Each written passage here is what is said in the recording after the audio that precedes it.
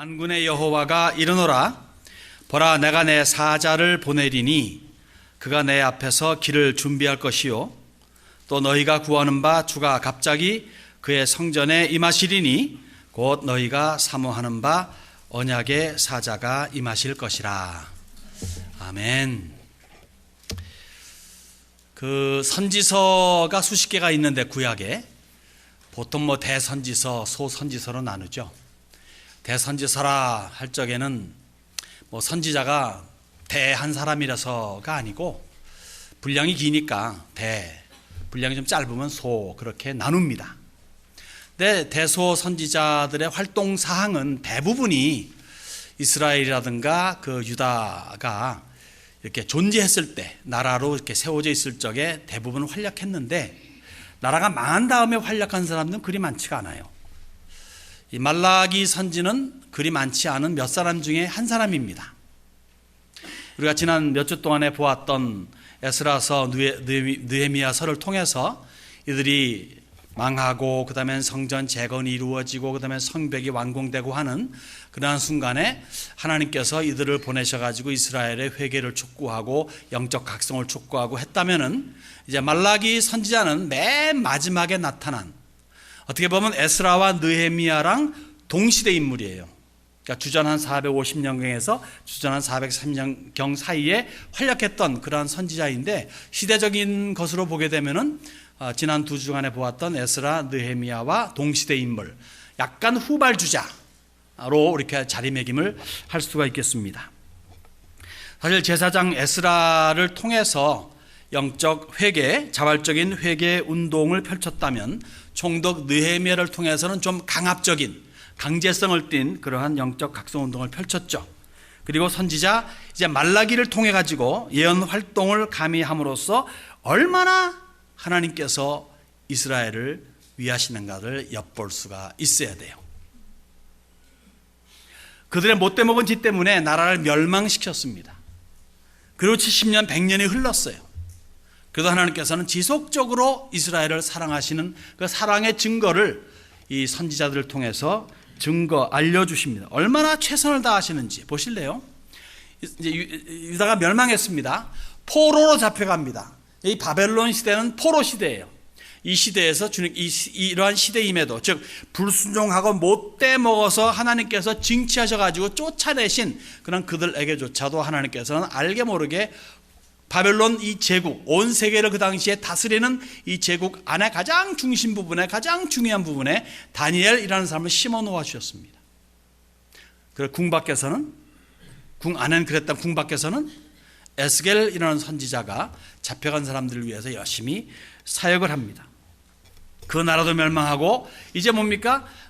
메데 바사가 연합 제국으로서 온 세계를 통치하는 그때, 성경 세계를 말할 수 있겠죠. 그런 세계 통치하는 그때 또 하나님께서는 궁 안에는 누구를 박아 놓습니까? 에스더를 박아 놓습니다. 궁 밖에서는 또한 총독 느헤미야를 박아 놓으시죠. 거기에 만족하지 아니하시고 성전이 세워진 다음에 성전을 중심으로 에스라 학사를 거기에 박아 놓으시고, 그 주변에 또한 학계 선지라든가 이런 사람들, 또한 스가랴 같은 분들 또한 옆에다 포진해 두시고는, 궁 밖에서는, 성전 안에서는 에스라 학사요, 성전 밖에서는 오늘 우리가 보고 있는 말라기 선지를 또한 베풀어 주셔가지고 얼마나 하나님께서 이스라엘의 구석구석을 돌보시고 그리고 케어하시는가를 우리는 엿볼 수가 있습니다. 비록 이스라엘이 하나님을 버렸지만 하나님께서는 더 이스라엘을 다시 이렇게 끌어가지고 회복시키려고 애쓰시는 장면이에요.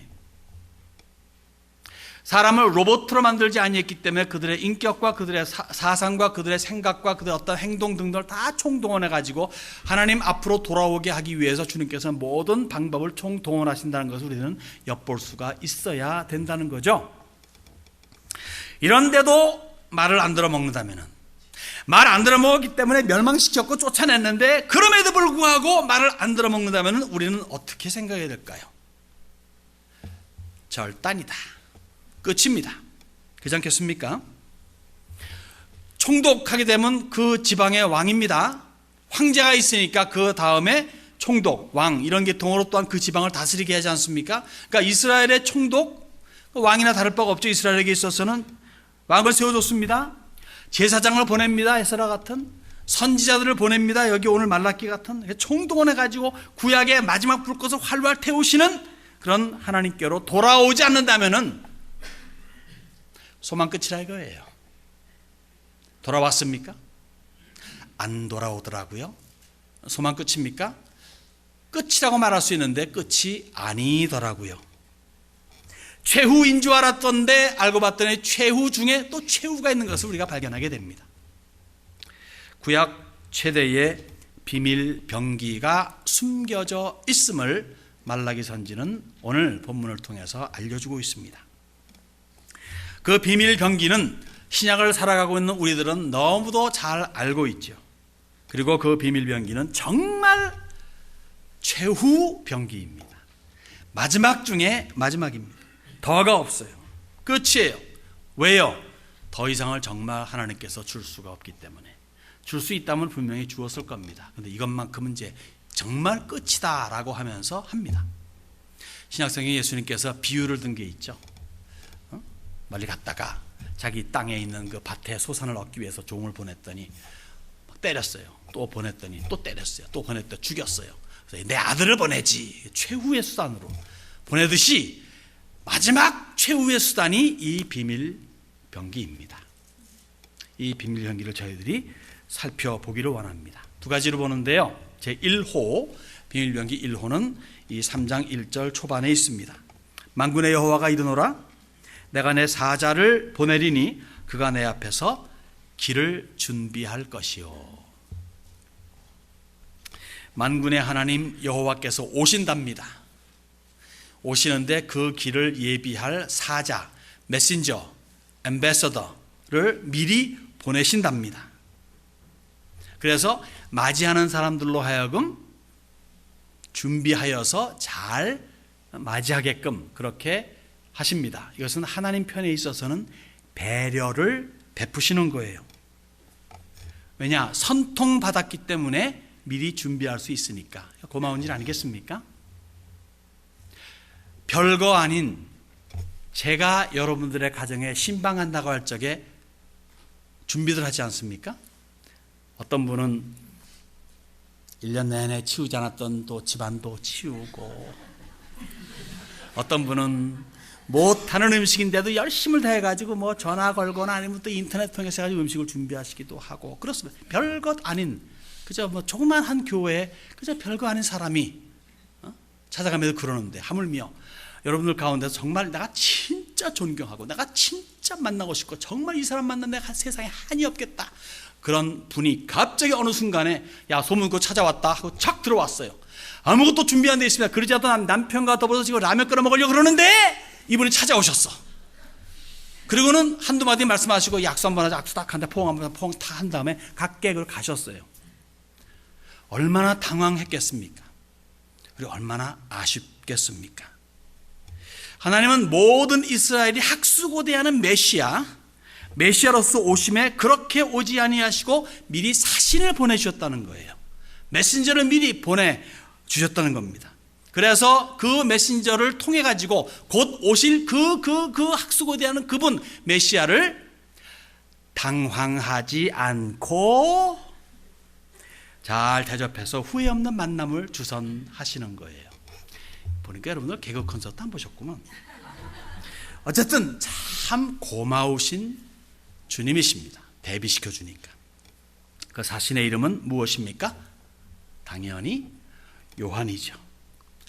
요한복음 1장에 하나님께로부터 보내심을 받은 사람이 있으니 그의 이름은 요한이라.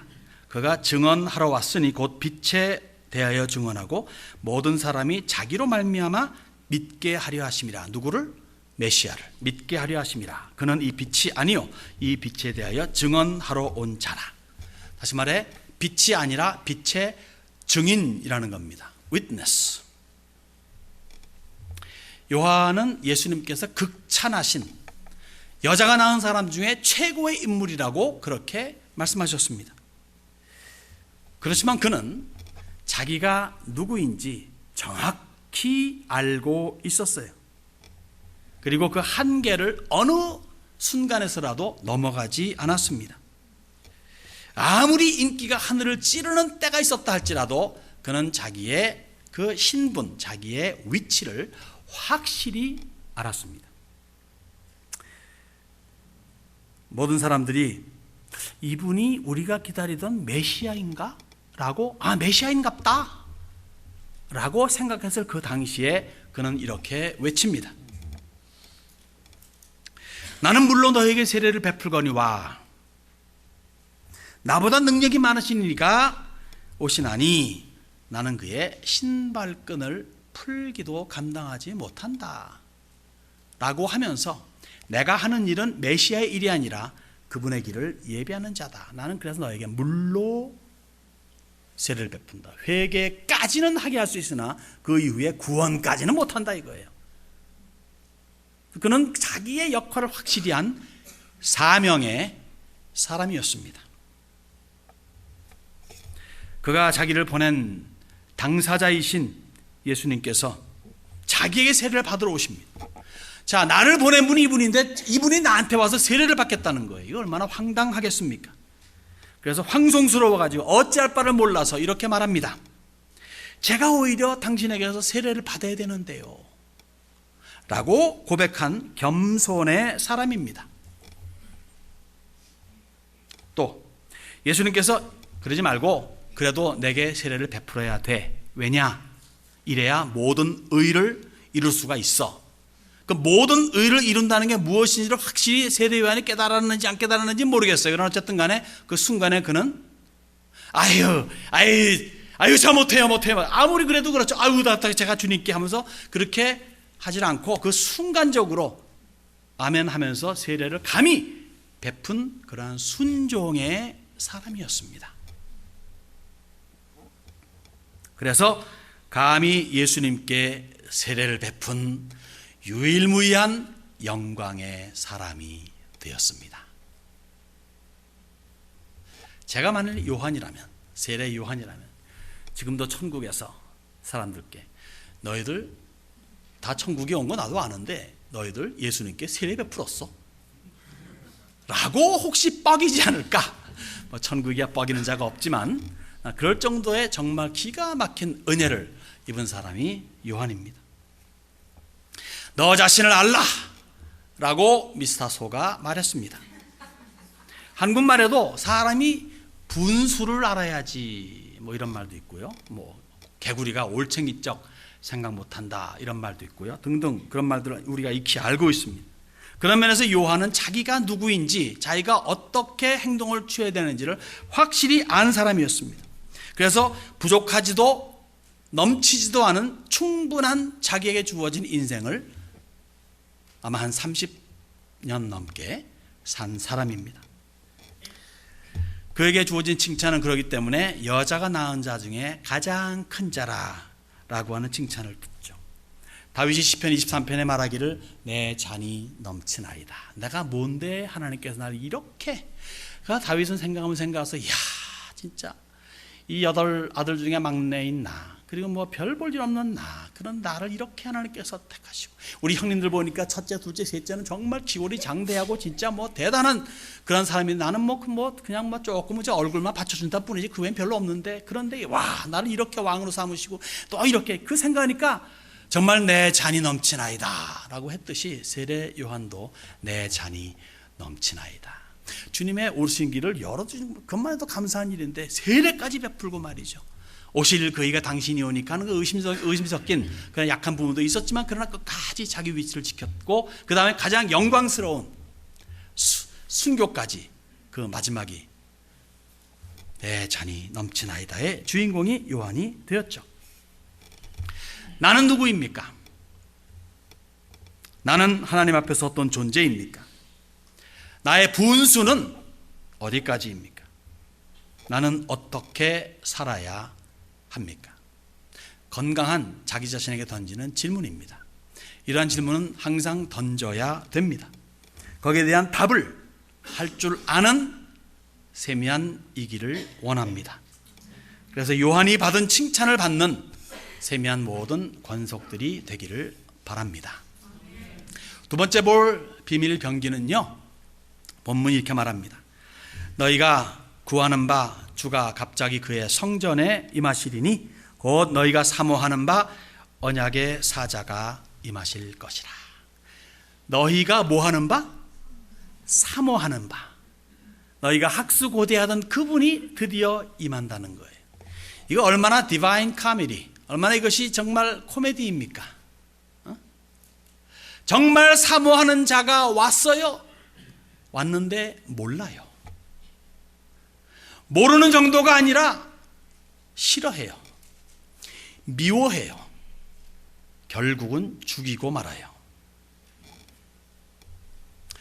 왜 그럴까요?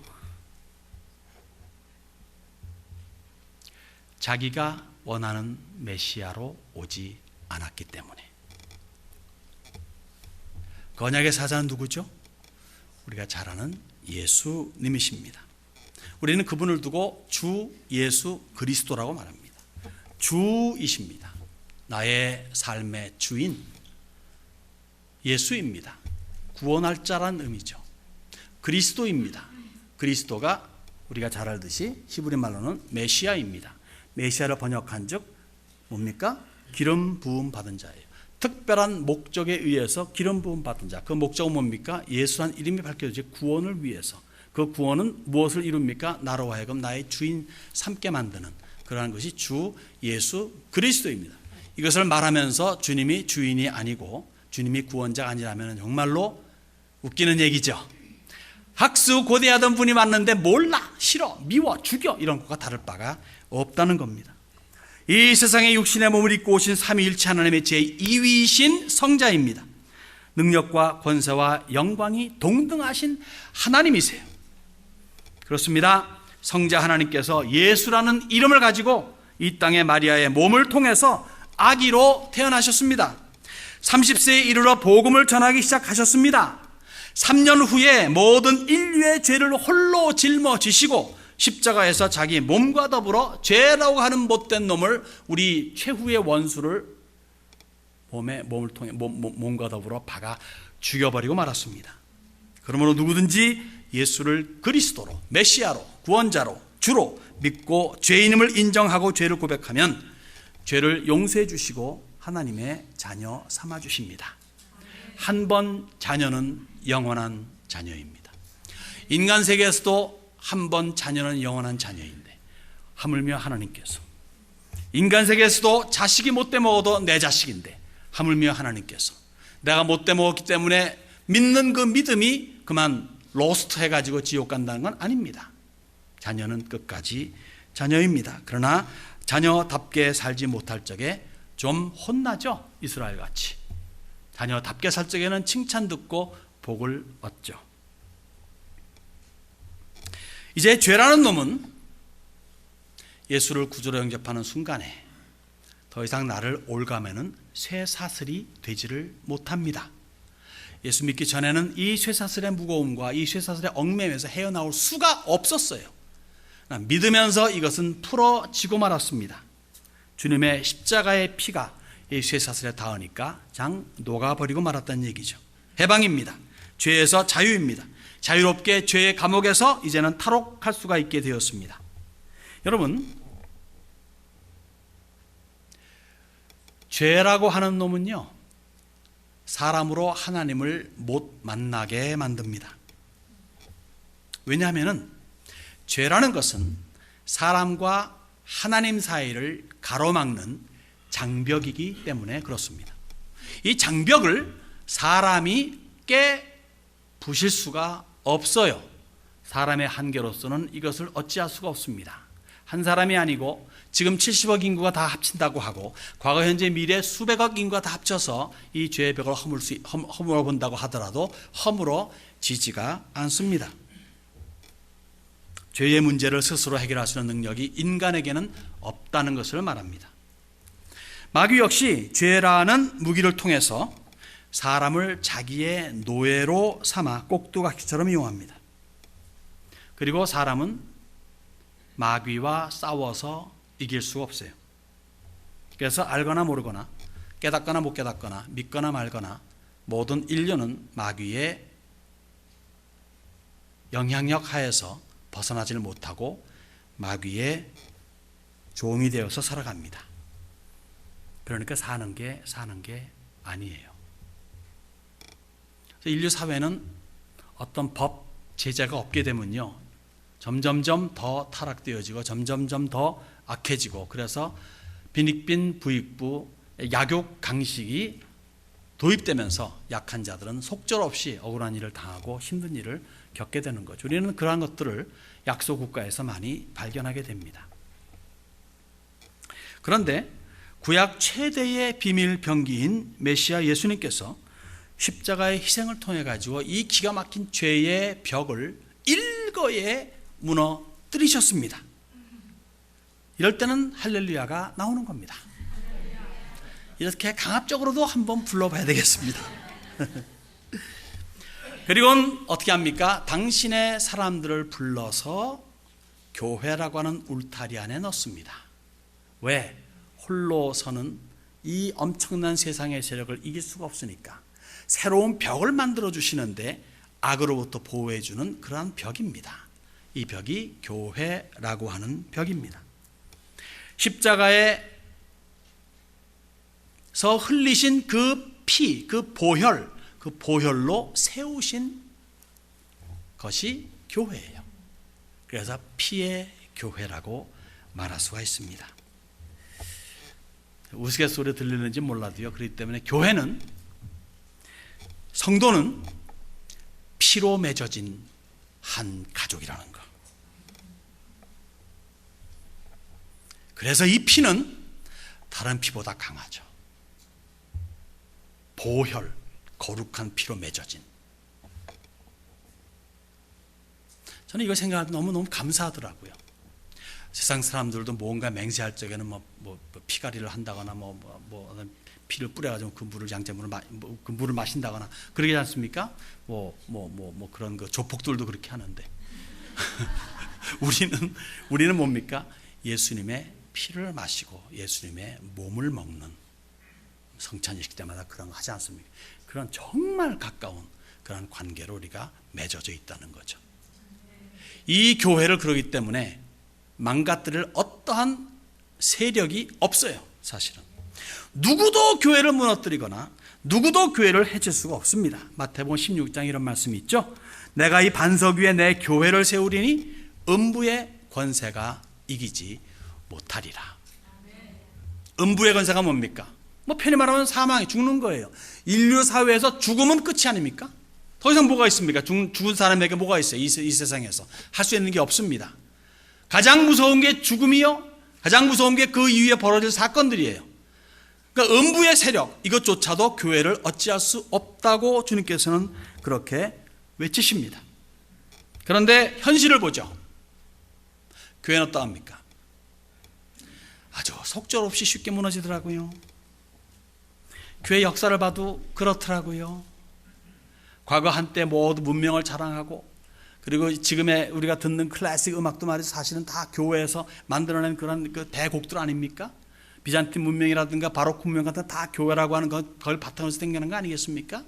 그러한 것들이 지금 뭐가 되고 있습니까? 그냥 세상 명소가 되어 있고 사람들의 관광지로 되어 있지, 거기서 참 예배를 드리는 케이스는 거의 현재 없습니다. 교회 역사를 보더라도 교회는 쉽게 무너지더라고요. 왜 그럴까요? 음부의 세력마저도, 음부의 권세, 죽음마저도 어찌할 수 없는 것이 교회인데 어찌 이런 일이 벌어질까요? 그 답은 간단합니다.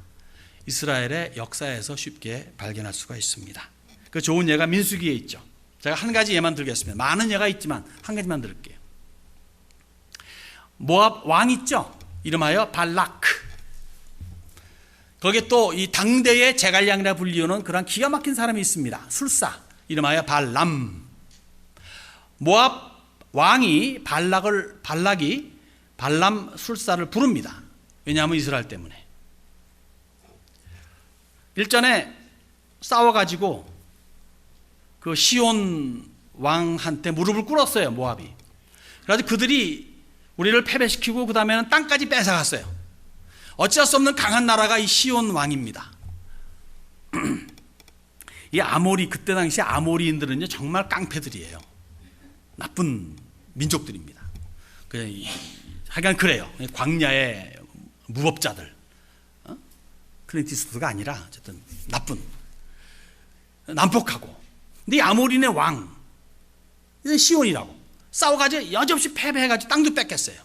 근데 어느 날 보니까 이스라엘이라는 사람들이 와가지고 아주 손쉽게 그냥 싸그리 시온 왕도 죽여버려 그 땅도 차지하더라고요.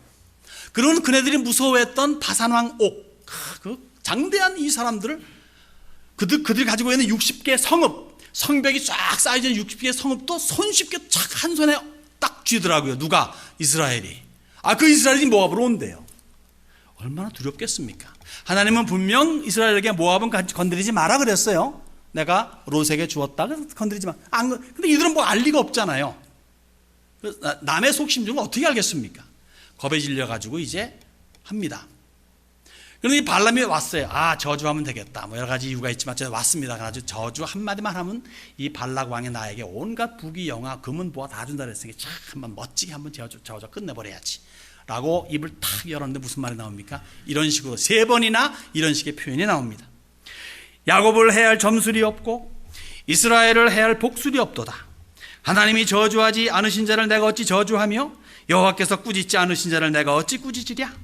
너를 축복하는 자마다 복을 받을 것이요 너를 저주하는 자마다 저주를 받을지로다. 전 지금도 확실하게 믿는 거는요, 너희들 내게 한 뱅해짓 해봐라. 네가 당하지. 뱅해짓이 뭔지 아시죠? 혹시 모르시면 한번 동의를 보십시오. 동의. 거기에 그런 장면이 하나 있어요. 인형 만들어 찌르는 거 라든가 어떠한 술법, 어떠한 것이 하나님의 교회, 하나님의 성도를 해치지를 못합니다. 당대 최대의 술사도 어찌할 수 없는 이스라엘인데 그 직후에 순식간에 무너졌어요. 수만 명이 하나님의 진노하심 받고 죽고 맙니다. 뭐 때문에? 어떻게 해서? 우리가 잘 알듯이 내적인 타락 때문에. 즉 외적으로는 천하무적인데 내적으로는 속절없이 무너질 수 있다는 겁니다. 교회 역시 마찬가지입니다. 교회는 외적인 요소로 말미암아서는 두려워할 필요가 없어요. 돈이 없다, 핍박이 있다, 환란이 있다, 어려움이 있다, 궁핍함이 있다 등등 이런 거 별 큰 문제 아닙니다. 그렇지만은 내적 부패는 정말 조심을 경계심을 더 해야 됩니다. 방심하거나 안일하거나 게으르거나 음란하거나 교만하거나 희귀하거나 질투하거나 모함하거나 근심하거나 걱정하는 것들이 결국 교회를 약하게 만들고 무너뜨릴 수 있다는 거죠. 성도의 삶을 그렇게 약화시킬 수가 있다는 겁니다. 그래서 성경은 강조를 합니다. 하나님의 말씀을 청종하라고, 그 법에 따라 살라고. 그리할 때 살고 복받고 자녀들이 잘 된다고 성경은 약속해 줍니다. 저도 물론 약함이 있지만 저도 하고 싶지 않은 것이 이거예요.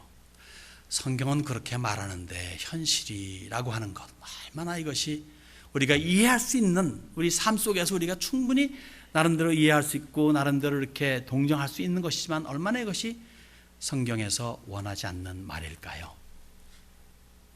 우리는 믿음을 키워야 됩니다. 현실은 그러나 성경이 이렇게 말하니 이렇게 해보겠다고.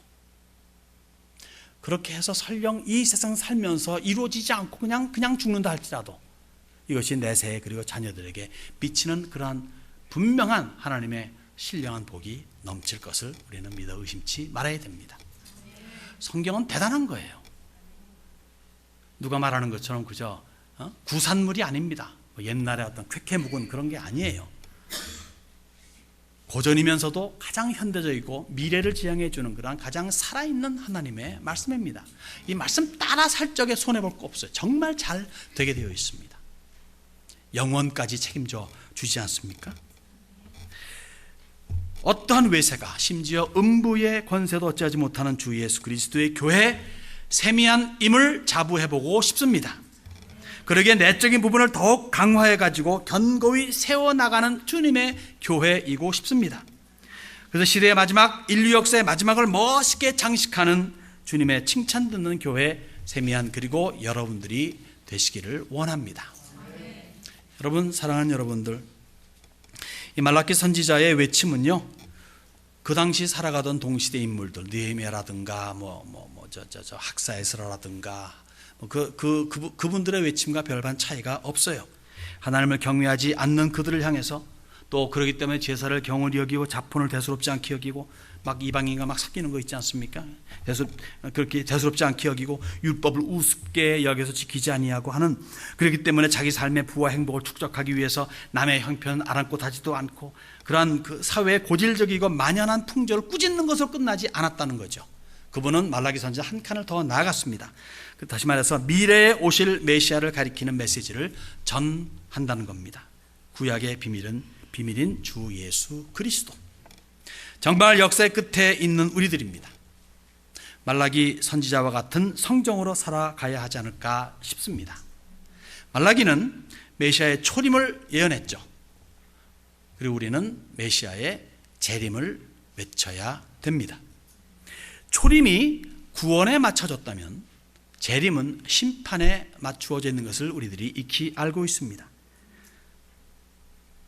다시 오실 예수님은 구원의 끝자락에 오시는 거예요. 오신 예수님은 구원의 첫자락에서 본격적으로 시작을 하셨지만, 이제 다시 오실 예수님은 구원의 끝자락입니다. 오시면 끝이라 해야 더 이상 찬스가 없다는 거죠. 그래서 아무도 구원에 이르지 못하는 자 없도록 해야 되겠다는 겁니다. 그것이 하나님의 뜻이기 때문에 하나님은 모든 사람이 구원을 받고 멸망에 이르지 않기를 원하신다고 분명히 우리에게 말씀해 주고 있습니다. 우리 그 뜻을 떠받들어야 된다는 거죠. 그리고 모든 세미안이 구원의 반열에 서서 다시 오실 주 예수 그리스도를 학수고대하는 것에서 끝나는 것이 아니고, 우리를 통해서 주께로 와야 될 그러한 사람들을 끌어들이는 그러한 놀라운 구원의 반열에 서는 교회가, 성도들이 되야 될 줄로 믿습니다.